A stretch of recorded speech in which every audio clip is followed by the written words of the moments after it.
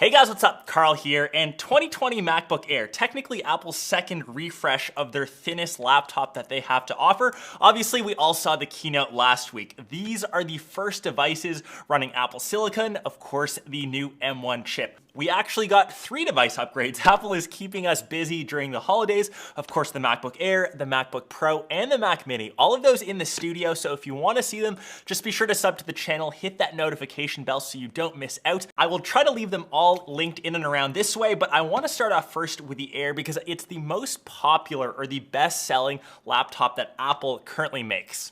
It's also their cheapest model, and I like that Apple kept pricing the same. So $999 or $1,169 if you're up here in Canada. I have the base model, which I think most people are eyeing. And obviously the big news is the new M1 chip. Apple is moving away from Intel processors. Of course, now everything is built in-house. We'll talk about that in a bit. Let's get into the unboxing and we'll kind of explore how much better the new MacBook Air is. So their box art remains the same, and I find that a bit surprising. I would have thought Apple wanted to differentiate their Macs from the Intel-based, but you can still see MacBook Air, of course, the standard image. We've just got the standard pull tab. Up slides the box. And you can see, of course, the MacBook Air up top. It still comes in the same 3 different colorways. So the silver, space gray, as well as gold. I've got this one here in space gray. And inside, designed by California in Apple. You must be new here if you think that is funny. We thankfully get a 30-watt charging brick, so unlike the iPhone 12s, that still does come inside of the box, so that's always nice. And of course, a USB-C cable to charge. User manuals, warranty info, and Apple stickers, so you can see the corresponding space gray inside. And technically, when we open up this laptop, this should just start, boo, we hear the sound, okay. It's booting up on its own. And quickly as that is setting up, I'm gonna bring my older MacBook Air. So this is the Intel-based one side by side, and form factor-wise, they are pretty much identical. If you've got them stacked side by side or on top of each other, you won't be able to tell the difference. So they still have that same wedge-shaped design, just right around that 2.8 pound mark. So the lightest device that you can get, but in the device with the new M1 chip, these are the first ones shipping with Mac OS Big Sur. I just didn't update this on my older MacBook Air. If you guys want a full review, let me know, but we get all of those benefits right out of the box. And I'm honestly really surprised we didn't see an updated display, and we saw that at the end of last year. So we got the update from the 15-inch MacBook Pro to, of course, the 16-inch.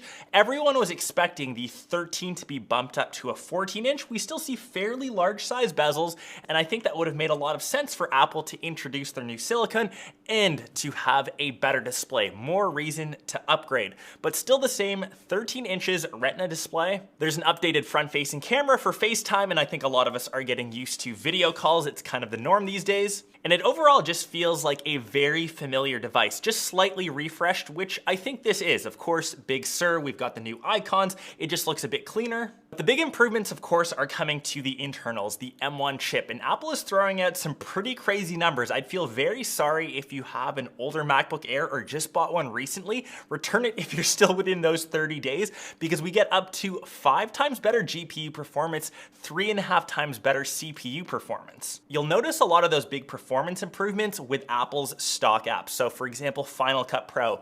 I edited this very video on this device and I can scrub easily through 4K timelines.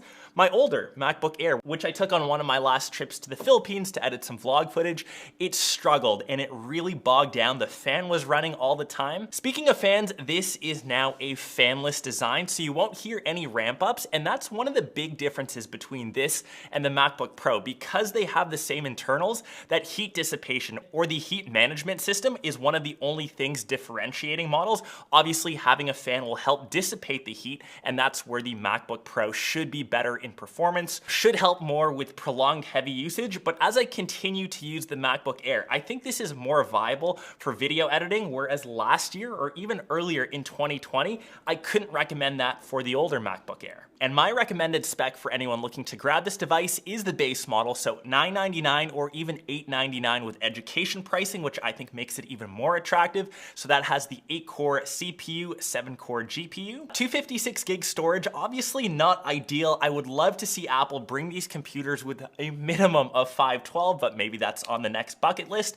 If you can eke out the extra $200 for 16 gigs of memory, I would definitely recommend you do that, especially if you are looking to edit video on this. Of course, anything Photoshop related, anything that taxes the machine a bit more, having that extra RAM will help you out a lot, and I would recommend that over having an increased SSD size. The biggest thing that I've honestly noticed has been the battery life, and I think that's a very welcome improvement. We're getting close to 17 to 18 hours on a single charge. So that's, I think, 6 hours more than the older MacBook Air, and that's all down to the efficiency now of that Apple Silicon, of course the M1 with Mac OS. We've still got all of the same security benefits, so Touch ID, it has the build of a Mac product, obviously it's on point. We've got the Magic Keyboard, no more butterfly switches, but that is the same case with the older MacBook Air. Still the same great TouchForce trackpad. Decent speakers, not as good as say the MacBook Pro, but we do have that new 3-array microphone. So if you are recording music, any of your lectures, any voice recordings for podcasts. Wi-Fi 6, so better connectivity, and we have the 2 Thunderbolt ports, so that remains the same, but they are USB 4. So if you want, you could theoretically run a Pro Display XDR. On the other side, just the standard headphone jack. Once again, the design is exactly the same form factor.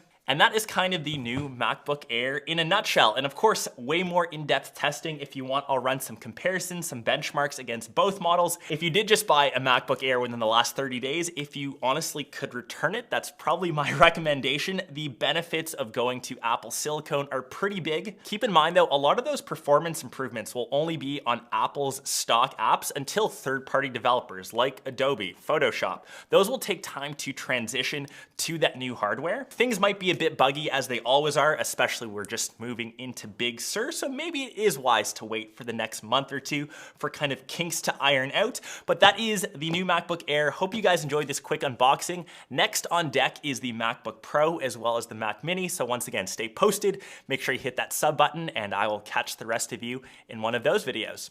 Peace!